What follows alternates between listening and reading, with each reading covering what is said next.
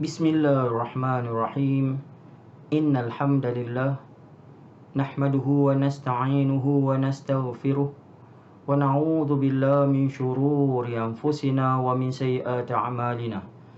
Man yahdihillahu fala mudilla lahu wa man yudlil fala hadiya lahu.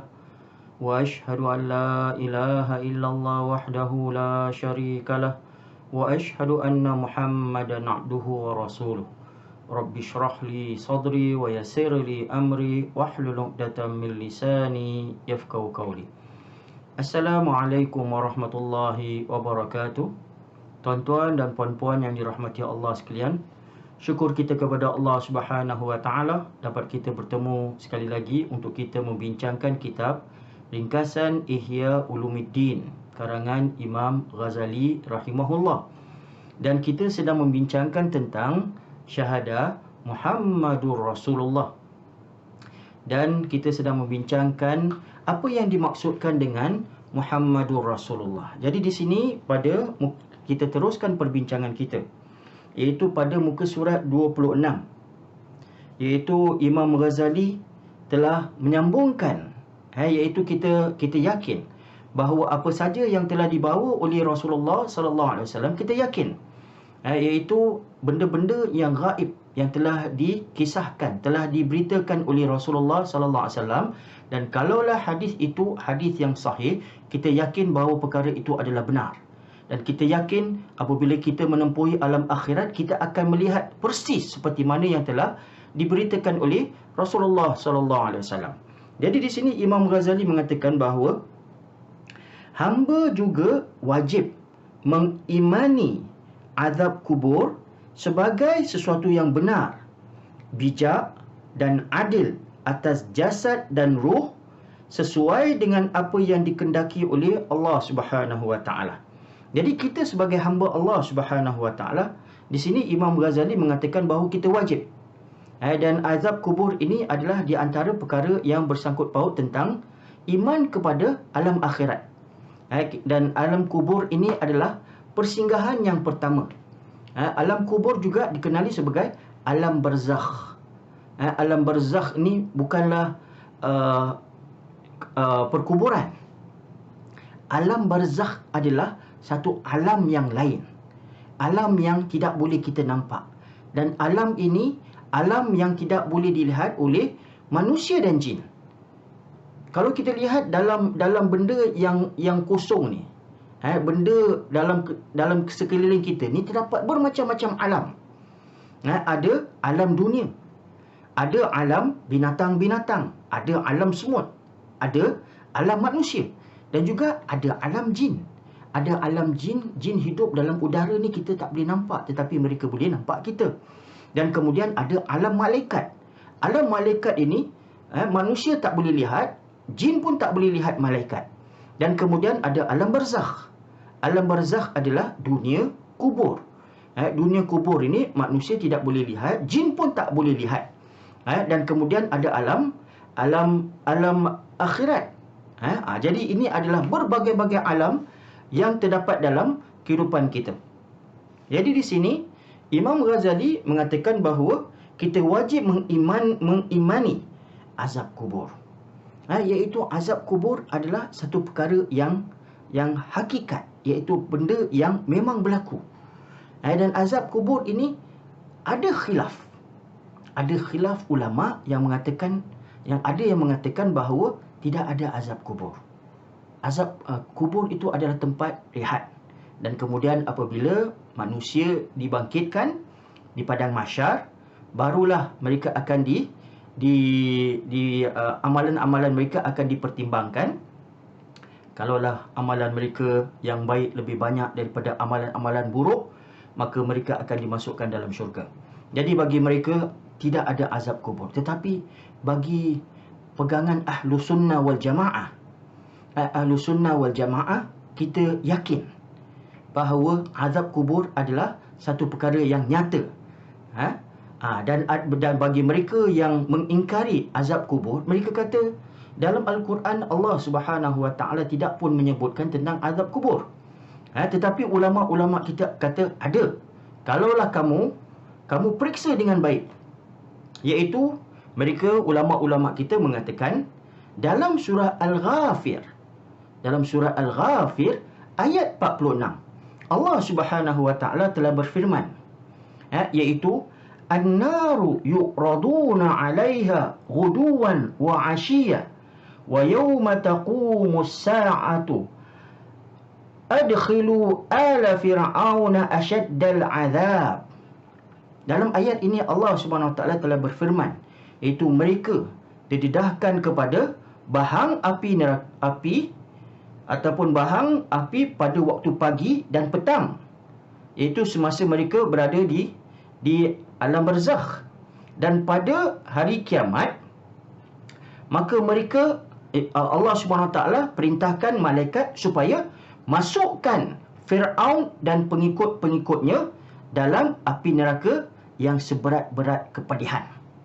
Jadi ayat-ayat ini menunjukkan bahawa azab kubur disebut oleh Allah Subhanahu Wa Taala dalam Al-Quran. Dan kemudian dalam hadis-hadis banyak telah disebutkan oleh Nabi sallallahu alaihi wasallam, iaitu dalam sepotong hadis Rasulullah sallallahu alaihi wasallam apabila datang untuk mengkuburkan salah seorang sahabat dan kubur itu belum lagi disiapkan, maka mereka pun duduk keliling kubur. Dan kemudian Nabi sallallahu alaihi wasallam pun telah bersabda, ta'awwadhu billahi min azabil qabr. Mohonlah perlindungan dengan Allah Subhanahu Wa Taala daripada azab kubur. Maka sahabat-sahabat pun membaca, na'udzu billahi min azabil qabr. Kami berlindung dengan Allah daripada azab kubur. Jadi di sini Rasulullah sallallahu alaihi wasallam dengan jelas beritahu bahawa azab kubur adalah satu perkara yang sangat iaitu satu perkara yang nyata, yang hakikat, yang akan ditempuhi oleh setiap manusia, sama ada orang-orang yang beriman ataupun orang-orang yang tidak beriman kepada Allah Subhanahu Wa Taala. Malah dalam hadis yang jelas tentang soalan kubur, Rasulullah sallallahu alaihi wasallam telah bersabda bahawa apabila salah seorang kamu telah dimasukkan dalam lahat kemudian ditanam, dan apabila keluarga-keluarga dan teman-teman tinggalkan kawasan kubur, maka si mati itu akan dapat mendengar tapak kaki mereka lalu daripada kawasan perkuburan. Dan kemudian malaikat Munkar Nakir akan datang mendudukkan orang itu dan bertanya, Man Rabbuka?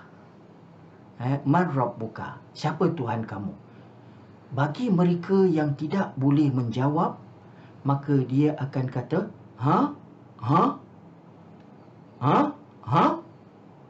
maka dia akan kata, aku tidak tahu, dan kemudian malaikat akan pukul dia dengan pemukul besi dan dia akan berteriak.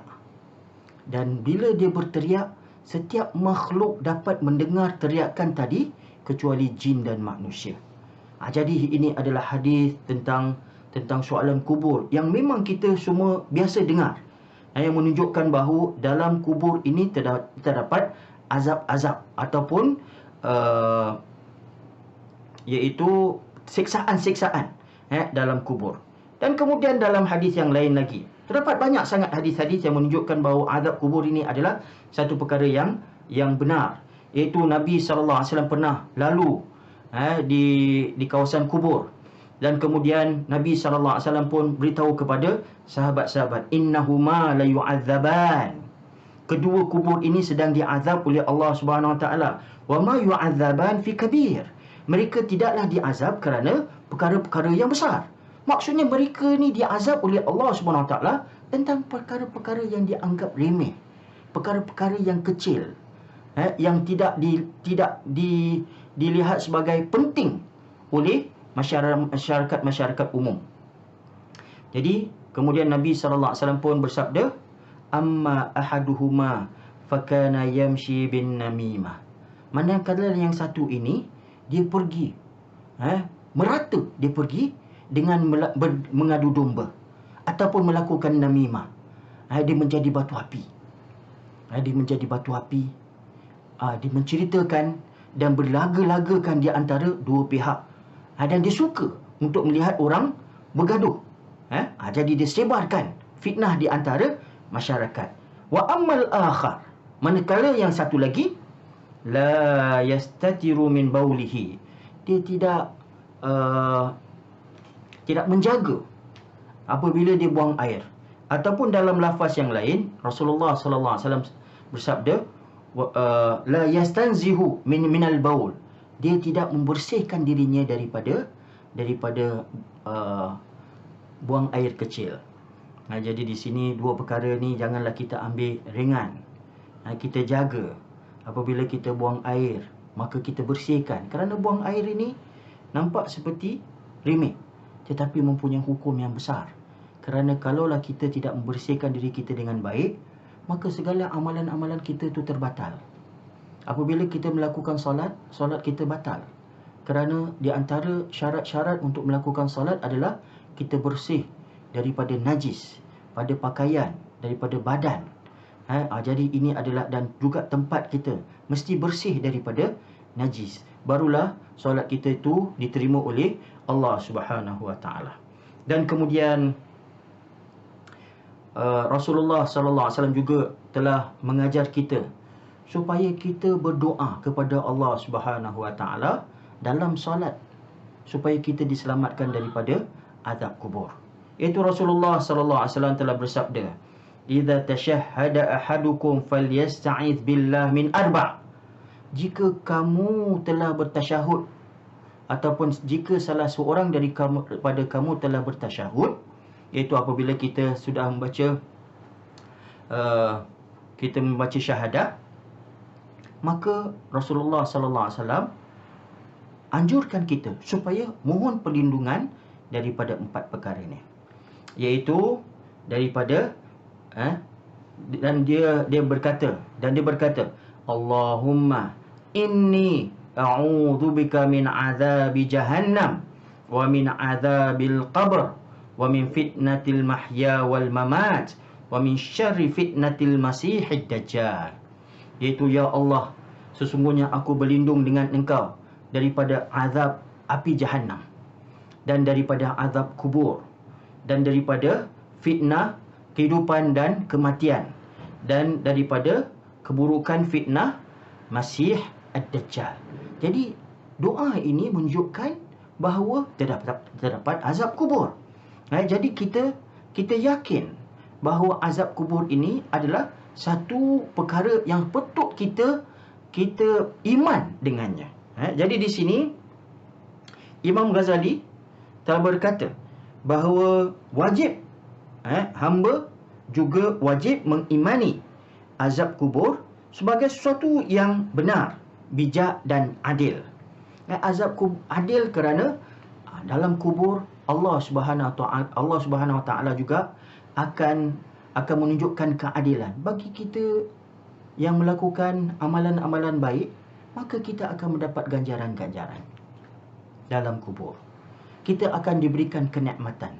Apa kenikmatan tadi? Dalam hadis Rasulullah sallallahu alaihi wasallam telah bersabda, apabila kita ditanyakan, "Man rabbuka?" Kita kata, Allah. Kemudian ditanya, "Ma dinuka?" Apa agama engkau? Kita kata Islam. Dan kemudian ditanya, "Man nabiyuka?" Ataupun, "Madza taqulu an hadha rajul qad bu'itha fikum?" Apa yang kamu katakan tentang lelaki ini yang telah diutuskan kepada kamu? Maka kita jawab, Muhammad. Apabila 3 soalan kubur ini telah dijawab dengan baik, maka kubur itu akan diluaskan sejauh mata memandang, dan akan ditunjukkan nikmat-nikmat dalam kubur. Dan kemudian Allah Subhanahu Wa Taala akan tunjukkan kepada dia dan buka bagi dia salah satu daripada pintu yang akan menunjukkan tempat dia dalam syurga. Ini nikmat. Nikmat iaitu apabila seseorang melihat tempatnya dalam syurga, dia akan merasa cukup gembira, cukup seronok, dan dia ingin masuk dalam syurga, tempat syurga dia. Maka dia akan berdoa. Dia akan berdoa dengan berkata, Allahumma aqimis sa'ah. Ya Allah, Engkau kiamatkan dunia ini. kiamatkan dunia ini. Tetapi bagi mereka yang tidak dapat, dan bagi mereka yang mensia-siakan kehidupan mereka, mereka berpoya-poya, tidak menjalankan perintah Allah Subhanahu Wa Taala, ini adalah satu keadilan, iaitu mereka telah membazirkan masa mereka dan peluang yang telah diberikan oleh Allah Subhanahu Wa Taala. Maka mereka apabila ditanya, man rabbuka, dan dia kata dia tidak akan dapat jawab. Dan kemudian ditanya, ma dinuka, apa agama engkau? Tak boleh jawab. Man hadha rajul qad bu'itha fikum, siapakah lelaki ini yang telah diutuskan kepada kamu? Tak boleh jawab. Maka kubur itu akan disempitkan baginya, sehingga kan tulang-tulang rusuknya bercelaru, dan kemudian satu pintu akan dibuka untuk tunjukkan tempatnya dalam neraka. Dan apabila dia melihat, walaupun disiksa dalam kubur, tetapi dia lihat tempatnya yang lebih teruk, azab yang lebih buruk dalam neraka, maka dia akan berdoa, Allahumma la tuqimis sa'ah, ya Allah, kau jangan kiamatkan dunia ni. Kerana apabila kiamat, maka dia tahu kedudukan dia, akibatnya adalah lebih buruk daripada akibat yang dia merasai sekarang. Jadi di sini Imam Al-Ghazali mengatakan bahawa azab kubur ini adalah suatu yang benar, yang bijak dan adil atas jasad dan roh. Iaitu apabila kita merasai kenikmatan dalam kubur ataupun azab dalam kubur, maka orang itu akan merasainya dengan jasad dan roh.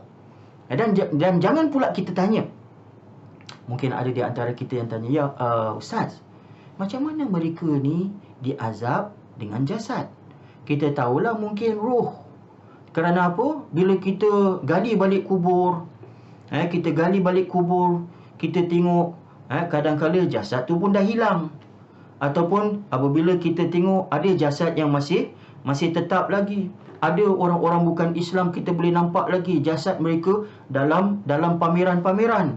Tak nampak pula mereka ni diazab. Jadi seolah-olah perkara ni tidak berlaku. Jangan kita tanya perkara-perkara yang gaib. Kerana alam barzakh ni bukanlah tempat kubur. Alam barzakh ni adalah satu dunia yang lain. Bagaimana Allah Subhanahu Wa Taala mengazab dan memberikan nikmat kepada jasad dan ruh, tak perlu kita bayangkan. Jadi perkara-perkara yang gaib ini kita serahkan urusan ini kepada Allah Subhanahu Wa Taala. Jadi di sini Imam Al-Ghazali mengatakan atas jasad dan ruh sesuai dengan apa yang dikehendaki oleh Allah Subhanahu Wa Taala. Jadi ini adalah di antara perkara-perkara yang menunjukkan tentang alam perhentian yang pertama. Perhentian yang pertama yang akan dihadapi oleh setiap manusia. Dan kemudian mereka akan duduk dalam alam ini sampailah Allah Subhanahu Wa Taala kiamatkan dunia ini. Apabila dunia ini telah kiamat dengan tiupan sangkakala yang pertama oleh malaikat Israfil, maka Allah Subhanahu Wa Taala akan perintahkan malaikat Israfil supaya meniup untuk kali yang kedua untuk bangkitkan segala-galanya. Dan manusia pula akan dihimpunkan di padang mahsyar. Jadi perbincangan tentang padang mahsyar ni dan mizan, timbangan dan sebagainya, kita akan membincangkan perkara ini pada pertemuan kita yang akan datang. Jadi kita doa. Dan satu doa yang saya ingin juga anjurkan kepada kita, iaitu Rasulullah sallallahu alaihi wasallam telah mengajar kita, iaitu selepas azan. Selepas azan, maka kita dianjurkan untuk membaca doa selain daripada doa yang biasa kita dengar, iaitu Allahumma rabba hadhihi da'wati tammah dan seterusnya. Rasulullah sallallahu alaihi wasallam juga mengajar kita supaya membaca raditu billahi rabban wa bi Muhammadin rasulan wa bil islami dinan. Aku redha Allah Subhanahu Wa Taala sebagai Rabbku, dan aku redha Muhammad sebagai Rasulku, dan aku redha Islam sebagai cara kehidupanku. Jadi ini sebenarnya adalah soalan-soalan kubur. Dan setiap hari 5 kali azan, kita juga diajar supaya meletakkan perkara ini dalam i'tiqad kita, dalam hati kita, dan kemudian kita amalkan perkara-perkara ini dalam kehidupan kita. Mudah-mudahan kita dapat menjawab soalan-soalan kubur daripada amalan-amalan yang kita lakukan dalam permukaan bumi ini. Jadi sampai kita bertemu sekali lagi. Wabillahi taufiq wal hidayah. Wassalamualaikum warahmatullahi wabarakatuh.